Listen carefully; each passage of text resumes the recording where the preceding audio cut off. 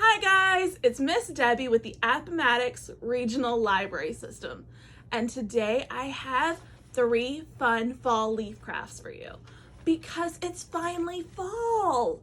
The weather's cooling down and the leaves are starting to fall, and I just can't wait to go outside. So let's go outside and get some leaves to do this beautiful craft. So we're going to start off by doing a beautiful leaf print made with crayon. And then we're gonna move on to use paint for a leaf resist piece. And then finally, a print made from paint and leaves. All right, guys, let's get started. For the first craft, what you're going to need is crayons. I recommend using your old ones, but if you have to use new ones, you will need to take the paper off. I recommend using thin paper like printer paper or a notebook paper, just something nice and thin. You can use notebook paper if you don't mind the lines. Lastly, you're gonna wanna use leaves. And you're gonna want them not to be as crispy as mine are now. They were super soft when I first had them, and that's when it's best to do this craft. All right, guys, let's get to it. For leaf printing with crayon, you're going to want to start off by putting your leaf on a flat surface. If your table's not completely smooth, use a book. Put your leaf down and then put your paper on top of it and start rubbing it with your crayon. You can keep rubbing it until you get a picture that you're happy with. Alright guys, now it's time to go over the materials for my second craft, which is resist leaf painting. For this craft, you are going to need some thicker paper because it's a lot of paint. You're going to need either cardstock or construction paper, or you can use cardboard if you happen to have that. You're going to need paint, you're going to need leaves, and lastly, I recommend using sponges for this craft, although you can always use your fingers. To get my sponges, what I did was buy the cheapest possible kitchen sponges, the ones that don't have any of the scrubby stuff. I then cut them up, and they're completely reusable. I just wash them when my children are done using them, lay them flat to dry, and then I put them in a Ziploc baggie once they're dry completely.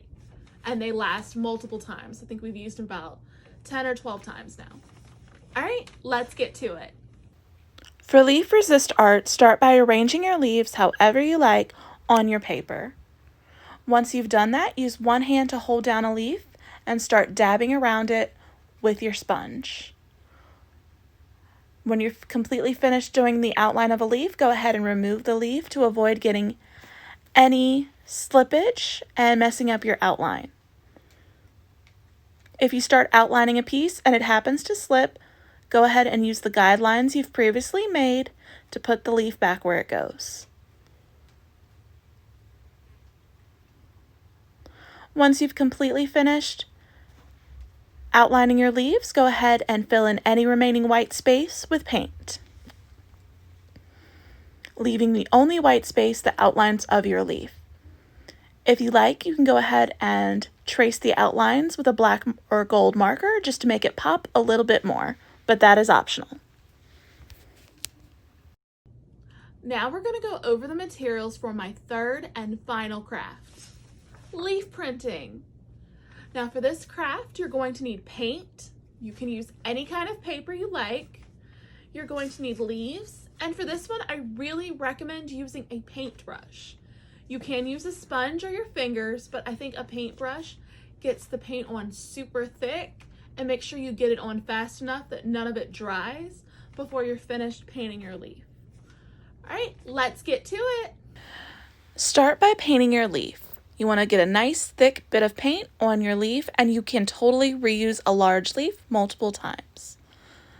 I chose to do a rainbow pattern, so I painted stripes on my leaf.